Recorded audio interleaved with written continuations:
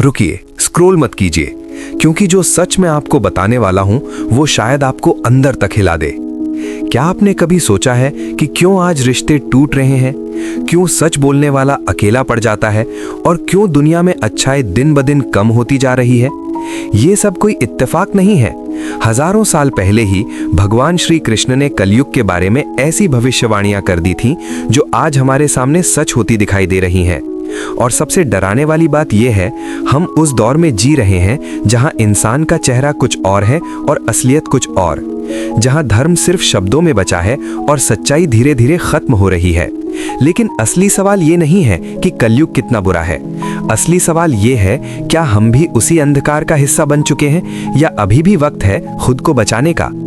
पौराणिक ग्रंथों के अनुसार समय को 4 युगों में विभाजित किया गया है: सतयुग, त्रेता युग, द्वापर युग और कलयुग। इन चारों युगों में सबसे कठिन और सबसे अंधकारमय युग माना जाता है कलयुग। एक ऐसा समय जहां पाप अपने चरम पर होता है और सत्य धीरे धीरे धुंधला पड़ने लगता है।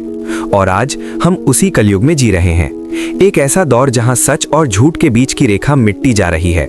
अगर हम प्राचीन ग्रंथों को ध्यान से पढ़ें तो कलयुग के बारे में ऐसी ऐसी भविष्यवाणियां मिलती हैं जिन पर पहली नजर में विश्वास करना मुश्किल लगता है। लेकिन हैरानी की बात यह है कि उन भविष्यवाणियों में से कई बातें आज हमारे सामने सच होती दिखाई दे रही हैं। कहा जाता है कि इन भविष्यवाणियों को स्वयं भगवान श्री कृष्ण ने बताया था। और अगर हम अपने आसपास की दुनिया को ध्यान से देखें तो लगता है कि वो समय धीरे धीरे हमारे सामने खुल रहा है। लेकिन सवाल सिर्फ इतना नहीं है कि कलयुग कैसा है। असल सवाल ये है, इसका अंत कब और कैसे होगा? क्या ये सब अचानक समाप्त होगा या फिर धीरे धीरे एक परिवर्तन आएगा? इन्हीं सवालों के जवाब छिपे हैं हमारे प्राचीन ग्रंथों में। सबसे पहले समझते हैं चारों युगों में अंतर क्या था। सतयुग, ये सबसे श्रेष्ठ युग था। उस समय धर्म अपने चारों स्तंभों सत्य, करुणा, तप और दान पर पूर्ण रूप से खड़ा था। पाप का नामो निशान नहीं था। मनुष्य सच्चा, सरल और धर्मपरायण था। राजा हरिश्चंद्र जैसे उदाहरण उसी युग के हैं जिन्होंने सत्य के लिए सब कुछ त्याग दिया। त्रेता युग, यहाँ धर्म का एक स्तंभ कमजोर हो गया। पाप ने धीरे धीरे प्रवेश करना शुरू किया, लेकिन सत्य और धर्म अभी भी प्रभावित है। इसी युग में भगवान राम ने अवतार लिया। ये वही समय था जब रावण जैसा शक्तिशाली असुर भी कुछ मर्यादाओं का पालन करता था। द्वापर युग, अब धर्म केवल 2 स्तंभों पर टिक गया था। संतुलन टूट चुका था। पाप और पुण्य बराबर हो गए थे। यही वो समय था जब महाभारत जैसा महान युद्ध हुआ, धर्म और अधर्म के बीच अंतिम टकराव। इस युग में भगवान श्री कृष्ण ने धर्म की रक्षा की और आने वाले कठिन समय का संकेत भी दिया। और अब कलयुग, ये वो युग है जहां धर्म लगभग समाप्त हो चुका है। ग्रंथों के अनुसार इस समय पाप 75% और पुण्य केवल 25% रह जाता है। लेकिन आज के समय को देखें तो लगता है कि ये संतुलन भी अब टूट चुका है। आज का समाज बाहर से कुछ और, अंदर से कुछ और। भगवान श्री कृष्ण ने कहा था, कलयुग में मनुष्य के मन, वचन और कर्म अलग अलग होंगे। और क्या ये बात आज सच नहीं लगती? लोग ज्ञान की बातें करेंगे, धर्म की चर्चा करेंगे, लेकिन उनके कर्म स्वार्थ से भरे होंगे। रिश्ते भी बदल जाएंगे। जहां लाभ होगा वही संबंध बनेंगे।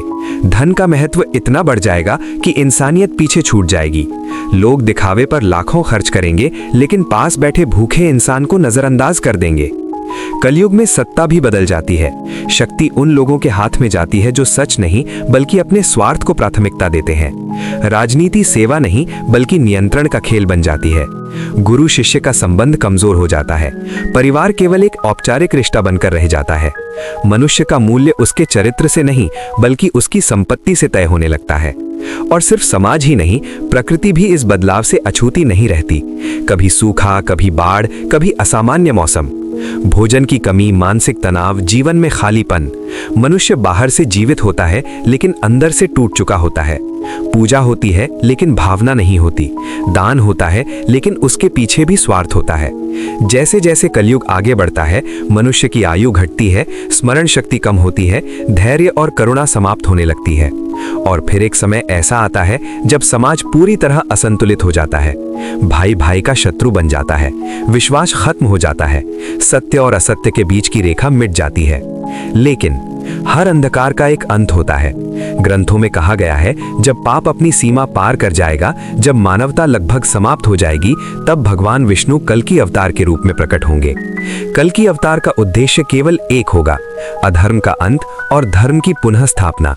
और यहीं से शुरू होगा एक नया युग। तो असली सवाल ये नहीं है कि कलयुग कितना बुरा है, सवाल ये है हम इस युग में कैसे जी रहे हैं।